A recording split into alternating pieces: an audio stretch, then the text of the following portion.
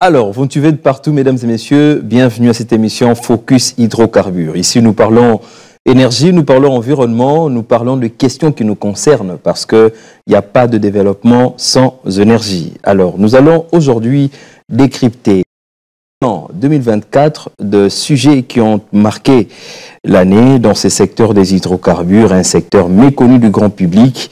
Mais au travers de cette émission, nous essayons d'en parler, question d'accompagner les décideurs et d'éveiller la conscience de la population parce qu'il n'y a pas la vie sans carburant, il n'y a pas la vie sans électricité. On en parle. Pepito Sakasaka, c'est bien moins. Sur ce plateau, nous avons nos amis, membres de notre équipe rédactionnelle. Ce sont également des experts dans le domaine des hydrocarbures. Moïse Lunga, bienvenue. Merci beaucoup, Pepito Sakasaka. Je suis très heureux de retrouver ces plateaux de Focus Hydrocarbures. Jonathan également est des partis. Jonathan Saïdi, bienvenue. Merci Pepito Sakasaka. Alors nous allons parler de certains sujets. Certainement vous avez appris par la voie des ondes qu'il y a eu succession à la tête du ministère des hydrocarbures. Nous avons eu cette année un nouveau ministre et nous allons également parler de la question de l'avis d'annulation des appels d'offres. C'était annulation, c'était avis, qu'est-ce qu'il en était exactement? Révision à la baisse du prix des carburants. Après 4 ans, le prix a été revu en baisse. Ce sont des sujets importants. Conférence scientifique Mwanda. Après pétrole, nous avons été à Mwanda pour réfléchir que serait Mwanda. Alors, tous ces sujets, nous commençons par le tout premier, succession à la tête du ministère des hydrocarbures. Enfin, nous comptons un 10e ministre en la personne de Me Sakomi Molendo. Comment, Moïse Lunga, as-tu reçu cette information? Bon, c'était avec de l'enthousiasme, je dirais, parce qu'avec l'ancien ministre Didier Boudimbo, il a réussi à faire son temps. Il a passé plus de 2 ans dans ce ministère des hydrocarbures et il a aussi marqué ce ministère à travers la procédure d'appel d'offres qui a été lancée le 28 juillet 2022. Et on était déjà dans l'impasse dans ce processus et avec l'arrivée de l'actuel ministre Molendo Sakomi, nous croyons en lui, nous croyons avec ce qu'il a déjà réussi à faire au niveau du ministère des Affaires foncières. Il a la casquette comme un réformiste et nous croyons que dans ces secteurs des hydrocarbures qui méritent de réformes nécessaires ou des réformes vraiment approfondies, avec ce ministre à la tête de ce ministère des hydrocarbures, nous croyons fermement que les choses vont progresser. Nous croyons fermement, Jonathan Saïdi, nouveau ministre à la tête, il fut ministre des Affaires foncières et il se retrouve à la tête des hydrocarbures. Est-ce que c'est le profil idéal? Pour ne pas répéter tout ce que Moïse a dit, profil idéal, oui. Vous savez que c'est déjà difficile aujourd'hui dans notre pays d'avoir un expert dans le domaine des hydrocarbures, ministre d'hydrocarbures. Mais le ministre a déjà fait ses preuves au gouvernement précédent et je crois que ces premiers mois, il a déjà impacté avec tout ce qu'il a pris comme décision. Donc, il sera à la hauteur de tout ce que le peuple peut attendre de lui. Alors, avant de parler deuxième dossier, comme nous avons dit, c'est un bilan 2024 de ce secteur des hydrocarbures. Retrouvons un peu en image les discours, l'extrait du discours du ministre Molendo Sakomi lors des Makutano. Il est revenu sur la question de l'annulation des appels d'offres. Focus Hydrocarbures, visibilité du secteur du pétrole et du gaz. Donc, il vous souviendra qu'en 2022, le gouvernement de la République avait décidé de valoriser ces blocs pétroliers et gaziers et avait donc lancé un processus d'appel d'offres sur 27 blocs pétroliers et 3 blocs gaziers. Et à l'avènement du gouvernement de son Excellence Madame Judith Suminwa, donc il m'a été demandé de procéder donc à une évaluation de cet appel d'offres et de voir dans quelle mesure on pouvait relancer un nouveau processus. Donc après l'évaluation qui a consisté en fait à faire le tour des majors, des juniors et des opérateurs pétroliers pour leur dire qu'est-ce qui s'est passé, pourquoi cette infructuosité. Les réserves sont estimées à près de 22 milliards de barils.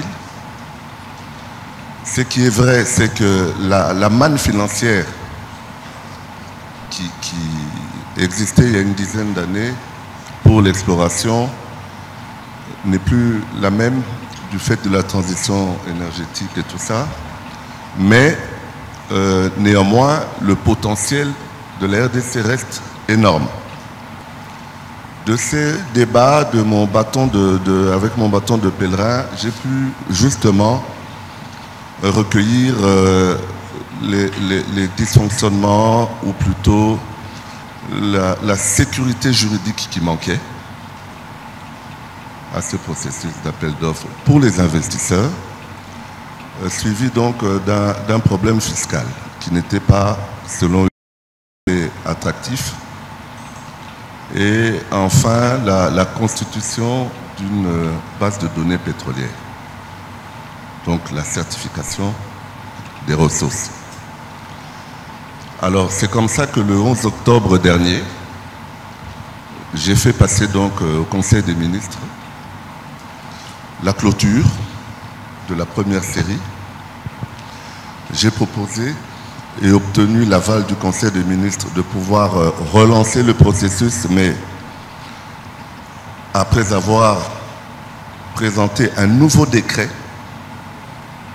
qui sera signé par la Première ministre, qui va donc prendre en charge à partir du dépôt jusqu'à la signature de contrats de partage de production, cession des droits d'hydrocarbures, Conseil des ministres, donc toute la procédure.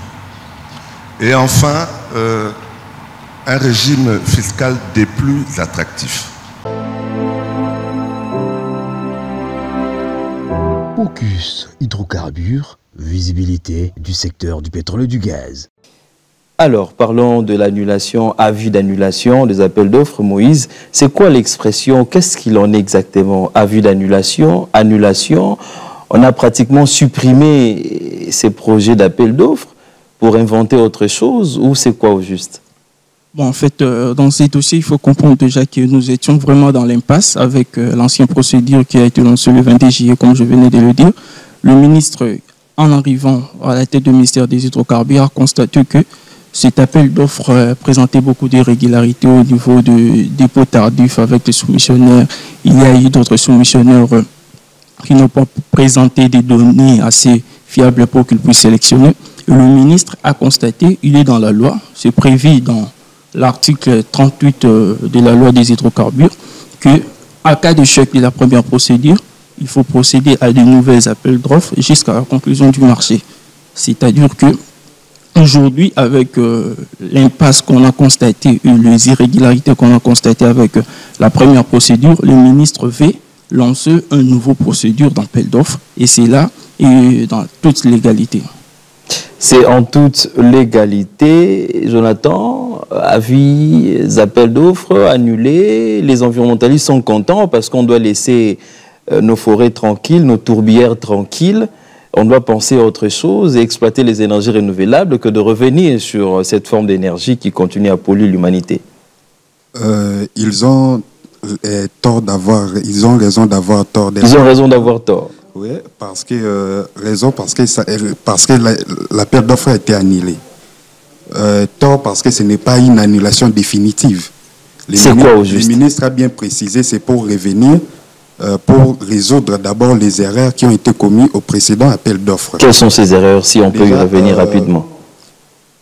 Le ministère des hydrocarbures a présenté des données qui datent des années 1900.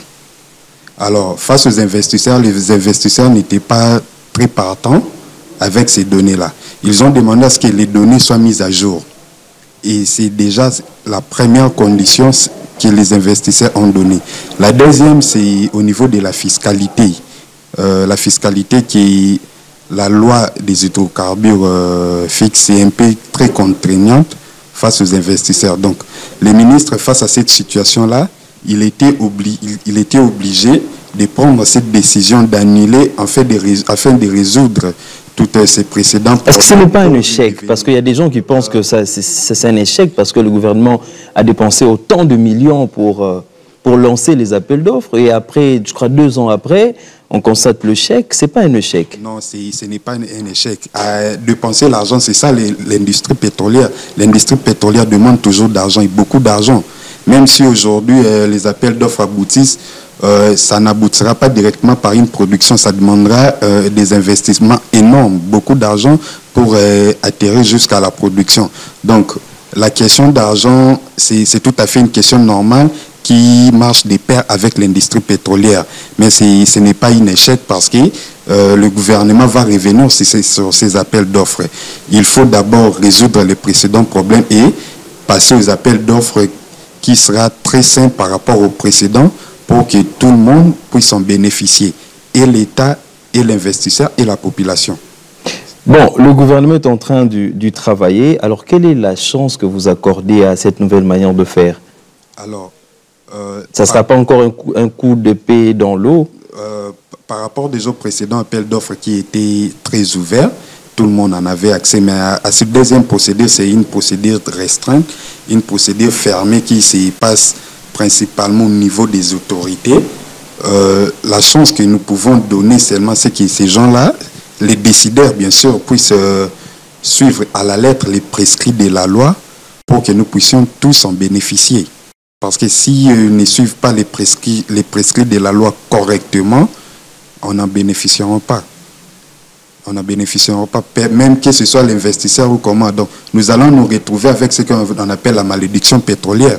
Alors que nous, on veut la bénédiction pétrolière. Donc, c'est ça ce que nous devons vraiment, ce que ces autorités doivent faire normalement, suivre les prescrits de la loi, accorder de la chance aux vrais investisseurs, pas ceux qui viennent avec des contrats d'amodiation pour avoir les contrats de production et puis aller vendre son contrat à un autre commissionnaire. Oui, c'est ça, à une autre société. Non, on veut vraiment que des sociétés, des producteurs à part entière qui doivent souscrire dans ces appels d'offres, dans ces nouveaux systèmes d'appels d'offres qui seraient incessamment mis en place par le ministre de l'Hydrocarbures. Il n'y a pas de développement sans énergie, mesdames et messieurs. Cette émission a également la vision de parler de cette question de l'énergie. Pourquoi? Parce que l'Afrique ou la RDC doit se développer et nous devons exploiter rationnellement nos ressources pour atteindre un niveau intéressant, avoir une économie intéressante. Parlons également de la révision à la baisse de prix du carburant à la pompe. La population a acclamé parce que c'est après plusieurs années que nous constatons ces phénomènes économiques. On a revu le prix à la baisse, mais dans certains coins de la République, le prix est parfois 4 fois que Kinshasa ou 5 fois. Qu'est-ce qui justifie ça? Bon, en fait, il faut comprendre déjà que le prix... C'est ce que je veux dire. En fait, il faut comprendre déjà que le prix qui a été revu à la baisse, ce sont les prix fixés dans la zone nord et la zone ouest. Si vous voyez bien l'arrêté du ministre de l'économie, Daniel Nkoko Samba, vous verrez que l'arrêté parle de la zone ouest et de la zone nord. C'est-à-dire la zone est et la zone sud, le prix n'a pas été revu à la baisse. Mais parlons de cette révision à la baisse tout simplement.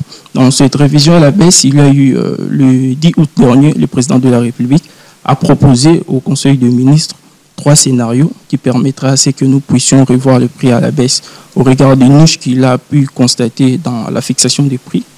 On voit le prix moyen frontière, on voit les charges de sociétés commerciales et de logistique, ainsi que la fiscalité et la parafiscalité. Ces 3 paramètres ou ces 3 éléments permettront à ce que nous puissions, si on ajuste bien, avoir une révision à la baisse. C'est ainsi que le ministère de l'économie a travaillé par rapport à ces 3 propositions du président de la République.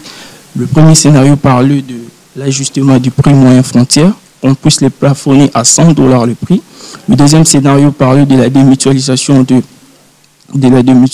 de charges des sociétés d'exploitation commerciale. Et puis le troisième scénario parlait de la combinaison de ces 2 premiers scénarios. Ainsi, c'est le 3 juillet dernier que le ministre Daniel Nkoko Samba a eu à revoir à la baisse le prix des produits pétroliers passant de 3 440 francs à 2 990 francs, une réduction estimée à peu près à 13%. 13%. Pour permettre à ce que le pouvoir d'achat de la population puisse augmenter. Mais le constat est néfaste aujourd'hui parce que depuis cette révision à la baisse, premièrement, on attendait avoir l'impact au niveau du prix du transport en commun, ce qui n'est pas le cas. Depuis que le prix a été revu à la baisse, le prix du transport en commun n'a jamais toujours été aussi revu à la baisse. Et aujourd'hui, surtout ce mois de décembre, la population est en train vraiment de souffrir pour vaquer à ses occupations. Le chef de l'État en a fait allusion lors de son discours devant les deux chambres réunies au Congrès. C'est parmi deux points positifs de ce gouvernement Judith Souminois. Jonathan, le prix a été revu à la baisse, le transport ne change pas, le prix de transport bien sûr ne change pas, le prix de certains produits au marché ne change pas. Est-ce que ce n'était pas de la politique politicienne, s'il faudrait dire ça? Non, je dirais non, parce que les prix à la pompe, on sait déjà que ça a changé, mais les problèmes au niveau du prix des transports et le prix de certaines denrées, ça se trouve au niveau de l'économie générale du pays. C'est-à-dire? Nous vivons dans un pays où notre économie est extravertie. Nous dépendons plus de l'extérieur que de l'intérieur. Alors, déjà, premièrement, au niveau des produits, des denrées alimentaires, nous produisons pratiquement pas des denrées alimentaires capables de couvrir la consommation nationale. Nous sommes obligés d'importer à peu près 90 ou 95% de notre consommation. Ce qui fait que nous subissons la loi de l'extérieur. Donc, lorsque à l'extérieur les paramètres changent, chez nous aussi directement à l'intérieur les paramètres doivent changer parce que nous produisons rien.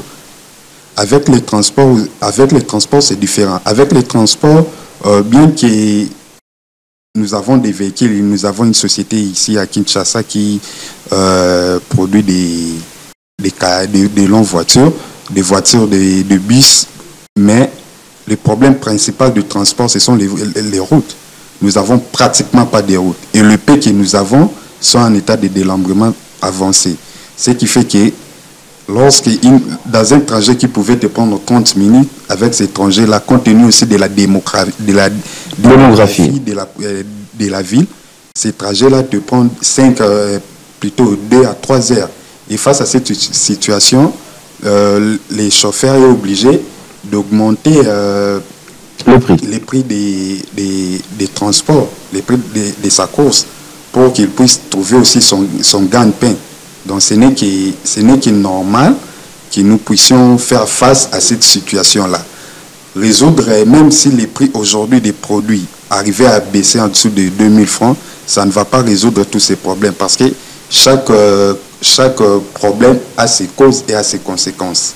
Donc, au niveau des produits alimentaires, il faut traiter les causes de la montée des prix des produits alimentaires. Produire, transformer et distribuer à la population.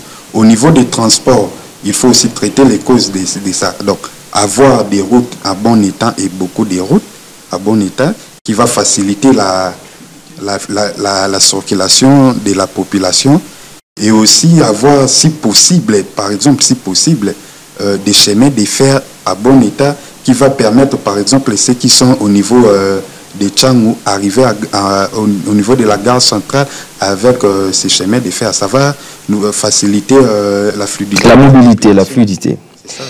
Alors, nous continuerons à parler de cette question des énergies, question de l'environnement, pour que notre vie change. Nous avons été à Mwanda pour une conférence scientifique, Mwanda après pétrole 2024. C'était également une occasion d'inspecter, de faire la visite. Nous avons visité Sianfumu Liawenda. Nous avons été également dans certains coins, la plage de Mwanda, et également échangé tout au long de la conférence. Alors dites-nous un peu, pour ceux qui n'ont pas participé à cet événement, Moïse Ilunga, rapidement, parce que nous devons clore. Mwanda après pétrole, qu'est-ce qu'on peut retenir de cette idée, la deuxième édition? Ce qu'il faut déjà retenir est que Mwanda après pétrole, c'est une réalité qu'on vivra, peut-être pas où nous serons toujours morts, mais Mwanda après pétrole, on va les constater parce que l'exploitation pétrolière aura un jour sa fin. L'idée était venue de ce structure Focus Hydrocarbures. Nous avons été à Mwanda, nous avons organisé cette conférence il y a eu 3 intervenants. On a eu à parler du tourisme, on a eu à parler de métiers verts, et on a eu à parler de l'exploitation pétrolière qui s'est fait présentement. Moi, ce que je mets dans tout ça, il faut apprendre à la population mwandaise de se préparer au travail de métiers verts. Parce que c'est-à-dire qu'après le pétrole, on peut continuer à exploiter l'agriculture. Après le pétrole, on peut continuer à faire du tourisme. Car aujourd'hui, Mwanda, si je peux dire, c'est la seule ville côtière de la RDC où vous avez directement, vous pouvez voir l'océan. C'est l'unique ville dans le parc de mangroves, la République démocratique du Congo. Mais malheureusement, la ville jusqu'aujourd'hui n'est pas très bien exploité, je peux dire, son secteur tourisme n'est pas bien exploité. On a eu à présenter dans cette conférence Mwanda Après Pétrole le potentiel de l'agriculture que peut avoir les territoires de Mwanda, ainsi que le potentiel du tourisme que peut avoir ces territoires. Jonathan Saïdi, Mwanda Après Pétrole, c'était également une rencontre où nous avons trouvé des mamans qui ont participé, qui sont venues de Kinshasa, de Boma, de Matadi. Est-ce qu'on peut dire que c'est vraiment une rencontre de têtes pensantes? Oui, c'est une rencontre des têtes pensantes. Déjà, premièrement, je dois féliciter les organisateurs pour cette 2e édition et j'espère qu'il y aura une 3e édition prochainement. Les têtes pensantes du pays se sont réunies dans cette conférence et ont proposé des solutions. Mais Mwanda Après Pétrole sera Mwanda Après Pétrole si et seulement si que ces solutions proposées ont été appliquées. Parce que nous sommes dans un pays où les solutions sont proposées mais ne sont jamais appliquées. Mwanda doivent sortir des hydrocarbures. Et ça, c'est une réalité.